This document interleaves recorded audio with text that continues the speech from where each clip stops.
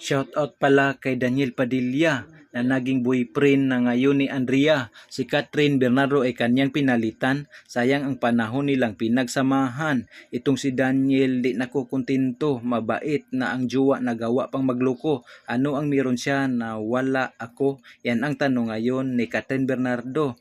Si Catherine ngayon ay iyak ng iyak. Ang kanyang mundo ay parang nawasak.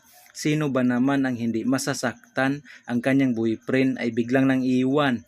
Hoy Catherine, huwag ka nang malungkot. Ang lahat ng sakit ibaon sa limot. Kung sa Bisaya pa ayaw ugla ay laay, inig abot sa panahon siya ray magmahay. Kaya makinig kayong mga makakati, may bagong gamot ngayon na nadiskubre. Para sa lahat, babae o lalaki, kapag kinakati, lagyan mo lang ng sili. Hello, Andrea, may jowa na yan. Alam mo naman pero yung pinatulan, walang masira kung walang manira. At ang manira yung dating nasisira.